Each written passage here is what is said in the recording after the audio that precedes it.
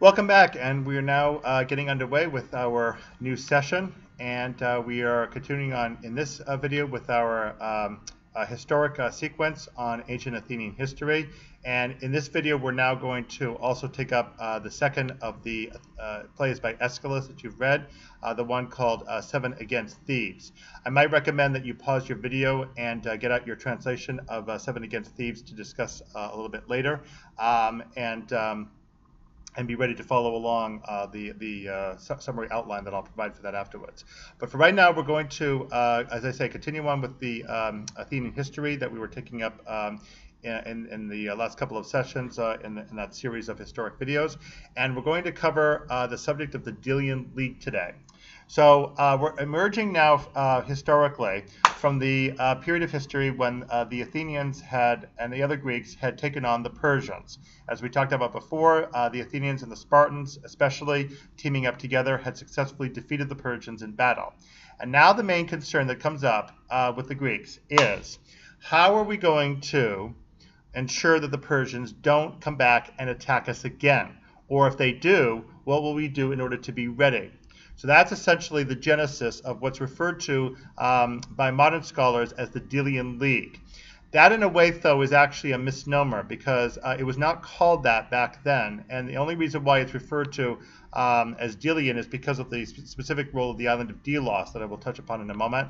Back then, it simply would have been referred to as Athens and her network of allies, because Athens obviously is being recognized properly as being at the forefront of that network of allies.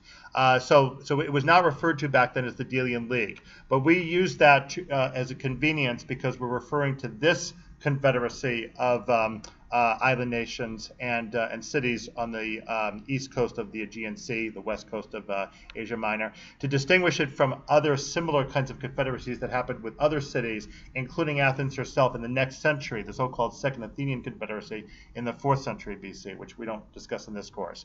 But that's why we specifically refer to it as the Delian League. So, okay, let's talk now about the Delian League in some detail, and then, as I say, we'll switch over and discuss our play, Seven Against Thebes.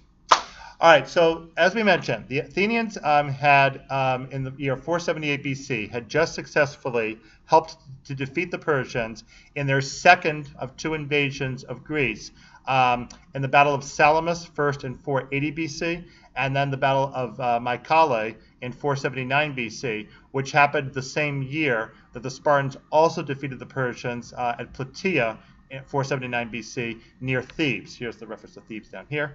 And so now the Athenians and the Spartans had worked together, sort of reluctantly, I think, successfully to liberate Greece from the potential tyranny and despotism that the Persians with their king would have imposed on the entirety of Greece. So it was a really lucky break for the Greeks to have escaped all this. But now, as we said, comes the problem of prevention, trying to deter the Persians from doing it again, or being prepared if the Persians do try to do it again. So the measures that were taken were initially militaristic ones, in which the Greeks were minded to march over to their borders with the Persians in different locations, such as up in the Black Sea and down in the south coast of Asia Minor, on the border there where the Greeks and the Persians might encounter there. That we'll come to that in a minute when we're discussing the historical evolution of the Delian League. So the intent was to beat off the Persians from areas where they might try future incursions in order eventually, either through military might or through diplomatic means, and it turned out a combination of both were in fact needed, to persuade the Persians finally to go back to their own territory and stay there and not bother the Greeks any further. So the main effort that was taken was up near Byzantium, near the Black Sea, and that was initially undertaken by the Spartans with King Pausanias, one of 2 Spartan kings. Pausanias, however, ended up doing a bad job of things because although he did make some progress in pushing Persians away, he got very carried away with his own reputation up there, and finally he ended up, because of a number of vices related to putting himself on display, he finally ended up being recalled and disgraced by the Spartans. He ended up actually being put away in a dungeon and finally dying of starvation. So with that, the Spartans demonstrated themselves as inept, as in fact was probably generally the case with them, at carrying out any kind of coordinated world effort, so to speak, on their scale back then, with the other Greeks in cooperation. So the Spartans failed.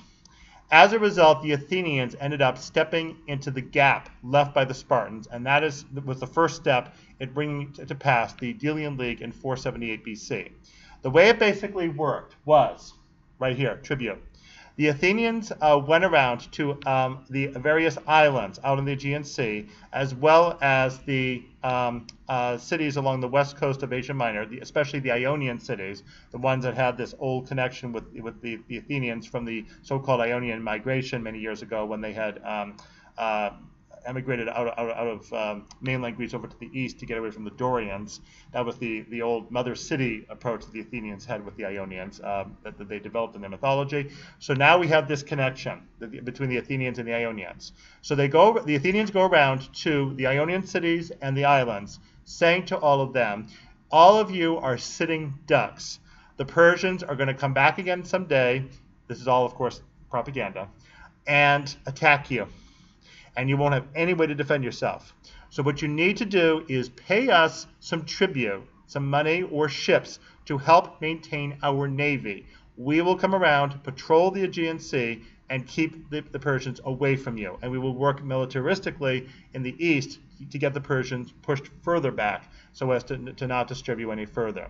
So in time, the Athenians made this arrangement with these allies, and it got all bound together into this big network that we now refer to as the Delian League.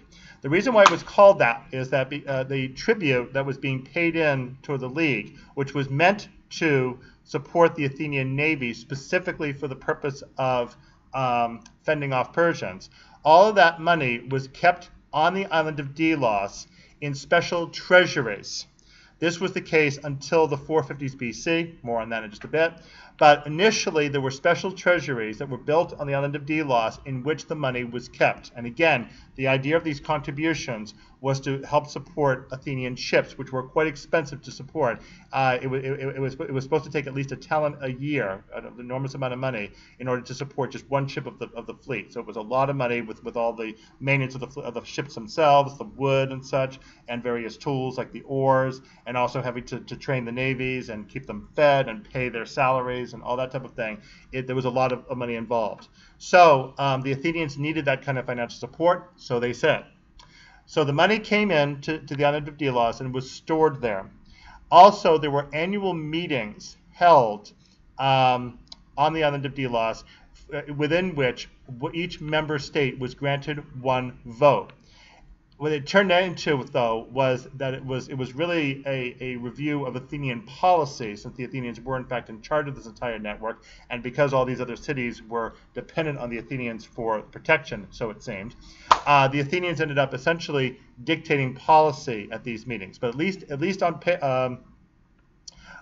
formally, the cities were permitted votes at these annual meetings held on the island of Delos. The one who really orchestrated all of this was the politician Pericles, who is the most important politician eventually in Athens. And the next historical video we have will give the biography of this very important person in Athens, Pericles. But he was the one who really was the architect of the concept of the city of Athens getting in control over all of these other cities and islands, and then eventually building up that control into the empire that effectively the Athenians had in the second half of the 5th century BC. More on that in that later historic video. For right now, though, it's enough to know that these allies to Athens, who are coming together with an anti-Persian interest in mind, are paying tribute in order to support the effort against the Persians. Now, the problem that came up with that, however, was that in time, the Persians were eventually defeated decisively, militaristically. That came up in 466 BC at the island of the, at the mouth of the Eurymedon River, which is along the southern coast of Asia Minor, and that was the Athenian general Cimon, C-I-M-O-N, who finally really beat the Persians to the point that they finally made peace with the Greek world, the so-called Peace of Callias, named after a noted, a wealthy Athenian politician. As a result, the Persians agreed finally to discontinue incursions into Greece. Now that that's happened, there should not be any more threat to any of the Athenian allies, so now it should be time to return all the tribute and let them go their way. No. This is where Pericles got going. Pericles ensured that the propaganda about the Persians' invasions would be ongoing. They might come back, they might break their word, you never know. And so the Athenians continued to pay tribute, and other allies were actually compelled to join the Delian League, including in funny places like the island of Euboea, north of Athens. This city called Charistus was forced in. That was not a city that the Persians would very likely even find, let alone be interested in, but they were forced to come in and start paying tribute. So that's the sign of things going awry with the Delian League. This the suggestion that the Athenians got too fixated on this power and money that was suddenly within their control, and power corrupts. Absolute power corrupts absolutely, so they say. So the Athenians, maybe with the best of intentions, started off with this collection of tribute with the idea of really keeping the Greek world safe as much as possible, acting as the police, so to speak. But in time, it may have slipped and gone into an intent to maintain control over these allies for their own purposes that were not necessarily commensurate with the mission of keeping the Greeks at bay.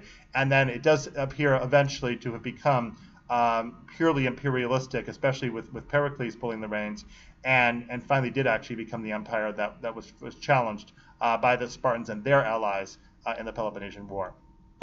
Okay, so that is the Delian League. And we will take up this topic in the future historic videos. At this point, I now want to switch over to our play, Aeschylus' play, Seven Against Thebes. And this play, the second of the ones you're reading by Aeschylus,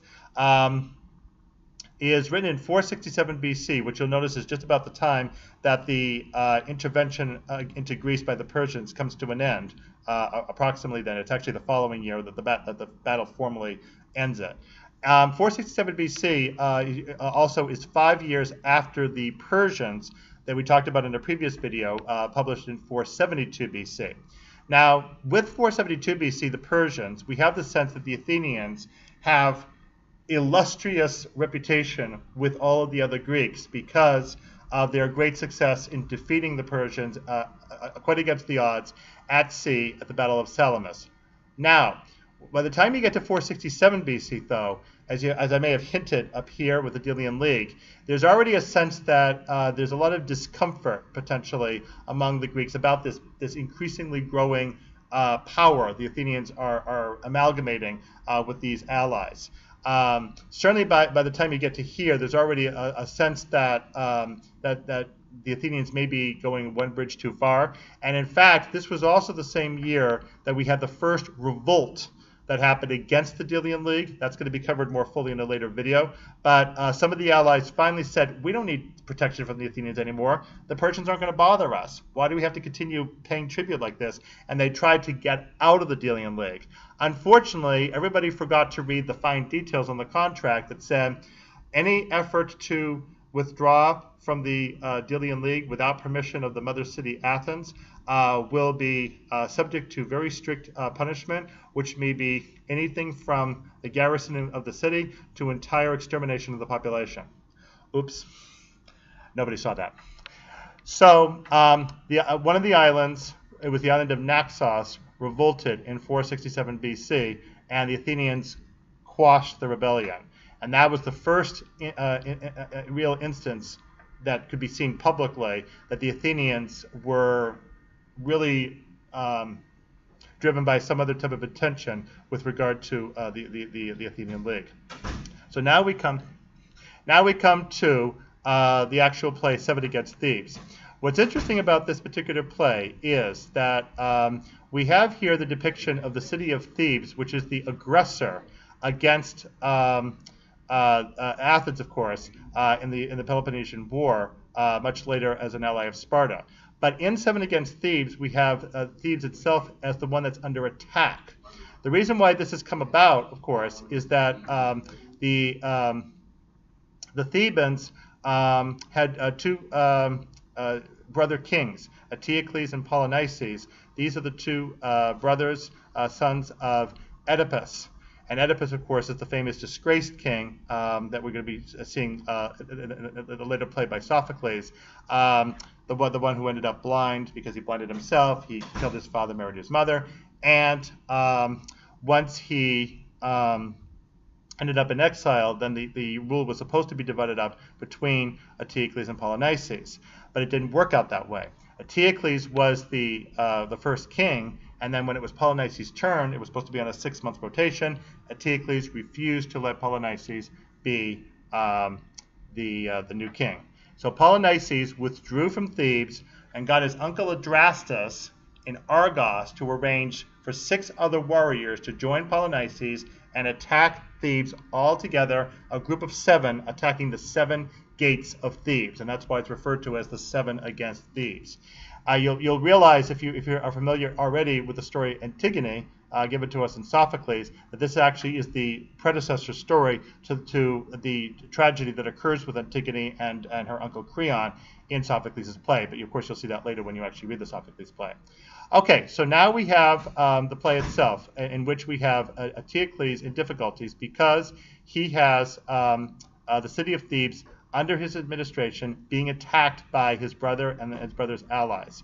The major calamity that comes up, of course, is that these alliances are going to essentially bring down the city itself if there's no way for the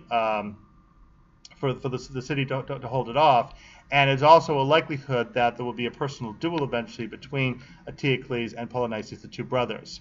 So what we have depicted in 7 Against Thebes is essentially a crisis of leadership at the beginning. And it's really not coincidental that it's Thebes where we see this happening. One must remember that the Athenians and the Thebans never get along at all in their history, and the Athenians were quite eager, as is the typical ancient Greek way, to make the Thebans look as bad as possible.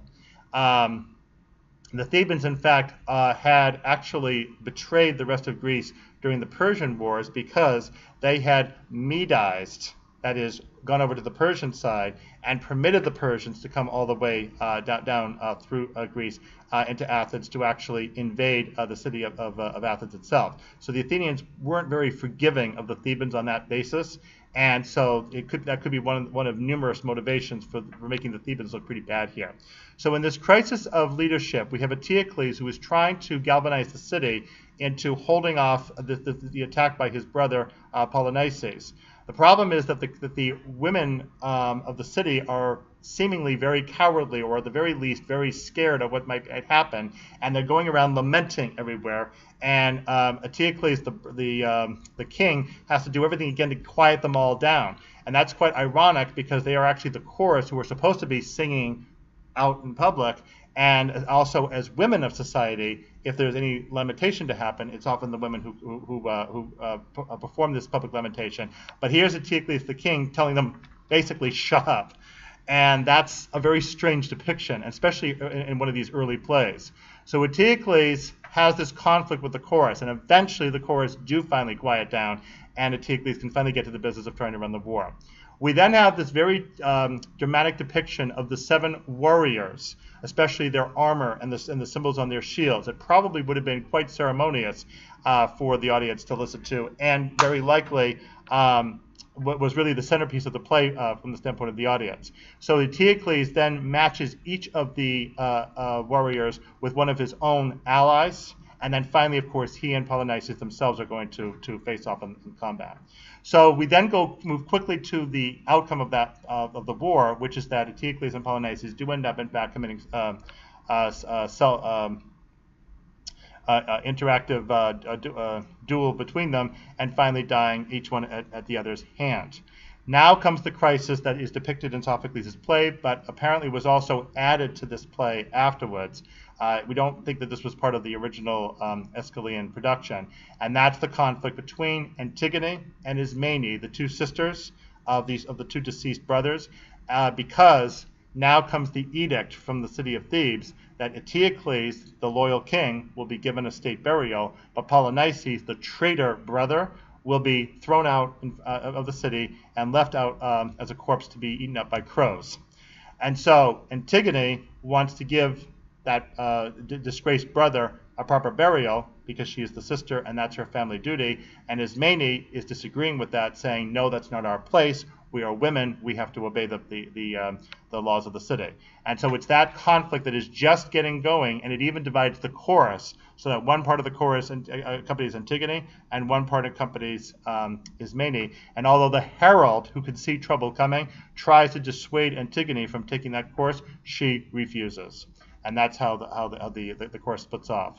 So what you have here basically is, as we said before, a crisis of leadership with Thebes that leads to this war, and then to the realization, if we accept the addition of the play the way it was put on, that it did not really lead to a resolution. First of all, even with the play as it originally was, we can already tell it didn't resolve anything because the two brothers end up killing each other, which means that the kingship will, by default, go to Creon, the only surviving member of the family who can take over the kingship at that point. And then that will, again, go further into the tragedy of Antigone in Sophocles' play. So there's that problem, but there's also the realization that the family itself is now about to be torn asunder by the crisis about the burial of the body of Polynices, which is going to split up the two sisters, Antigone and Ismene.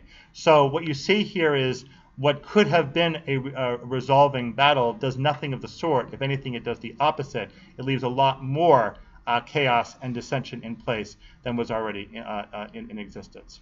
Okay, so carefully take account of these factors as you review Aeschylus' play 70 Against Thebes, and again, bear in mind as you're reading these tragedies that all of them do have a historic context, which is what we're depicting in the historic videos. Okay, so come on back for the next video, and as I say, the next historic video will cover the biography of the Athenian politician Pericles. We'll see you next video.